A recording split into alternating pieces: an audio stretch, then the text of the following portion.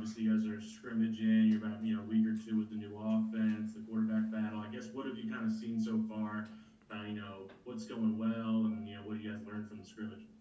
Well, right now I'm seeing that we are coming together a lot as a team, both on defense and offense. During the game, we didn't have any healthy running backs. We only had one, so some of the wide receivers stepped up and started playing running back and kind of helped the team out. So, like Coach O, and our motto is like one team, one heartbeat. We're actually building that DNA here right now, so it's cool to see.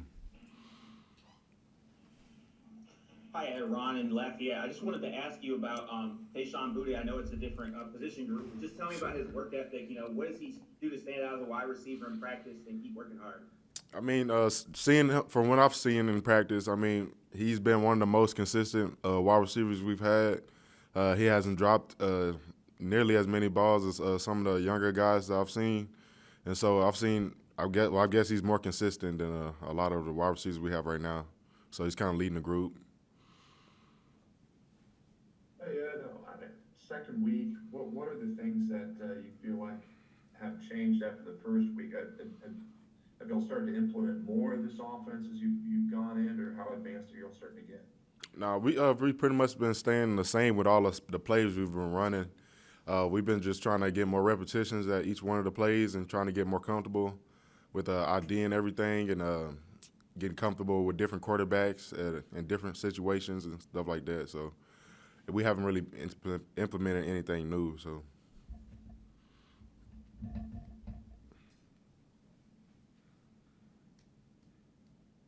Mike. Ed, talk about the average age of this offensive line that's returned for LSU. You guys this year, is it lost on y'all? Such a veteran group, and also talk about freshman Garrett Dellinger. What are your thoughts on him and how he's coming along, and where do you see his natural position on that offensive line in the future? Well, this offensive line that's coming back, we have a lot of old guys, as you can tell. So you're going to see a lot of SEC graduate patches next year. So I think probably the youngest dude on the offensive line is probably going to be at least 21. And so I'm 22 myself, and our oldest is going to be probably Liam, which is probably, I think right now he's 23, so he might end up being 24 by the time of the season. And right now I've seen a lot of good things out of Garrett. He's been doing his thing. He's been doing well blocking some of our older defensive linemen we have. He still has a lot to work on. I mean, he's still young, but I can see a lot of great things come for him in the future.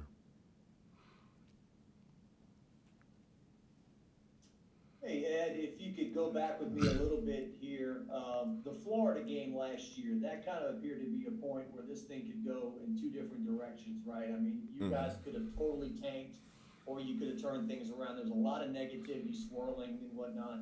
Talk to me about that day, and then Max Johnson, stepping in on that day and doing what he did to move you guys to where you are right now. I mean, that day we treated it like it was no other game. We knew we had the opportunity to take out one of the top teams in the country and had the potential to take him out of the running for the Natty. And so, I mean, we ultimately all came to perform. We performed on both sides. We didn't let our record and what people were saying about us determine how we was going to play. And so we all played to the highest standard. And Max, he did his thing. He showed up. He showed us what he can do. And he pulled through for the team.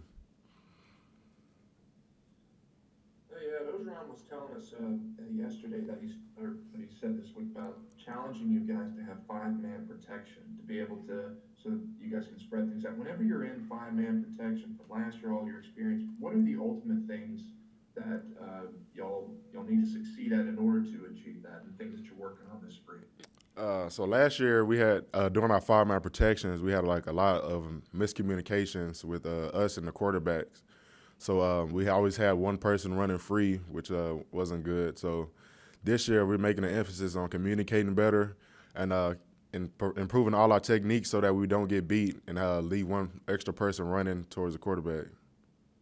When you say communication, like, is it pre-snap kind of stuff? I mean, what was kind of the it's pre-snap, kind of like IDing the pressure, where the pressure is coming from with the center and the quarterback, because we all see different stuff. The center we have basic rules to give our protection, but then the quarterbacks are standing up so they can see more, so they can see if safeties in rotation and stuff like that. And I mean, I guess in the spring, I mean, have you been seeing that from these quarterbacks? They're more aware of what they're seeing. Yeah, so a lot of the younger quarterbacks that had problems with it last year, they starting to ID it now in practice, which is good because the more they see it, the easier it's going to get for them in the game. So I'm proud. I mean, I'm glad that we're doing that right now. Rudy, would you ask me? I don't know how much you've directly gone against him yet, but I mean, it sounds like, Ed Orgeron's really happy with Mason Smith so far. I mean, what have you seen from him, and just put into context being an early enrollee kid and what you've seen from him? Man, Mason, that kid is a dog. I can already see it now. When he's out there playing, you can just see how mean and nasty he is. I mean, this dude, he's a hard player. I mean, I've gone against him a couple times, so he gave me a couple problems. He's a good pass rusher. He rushes with intent. So he has a lot of stuff to learn, but right now he's doing pretty good. He's holding his own. Okay, thank you, Ed. Thank you.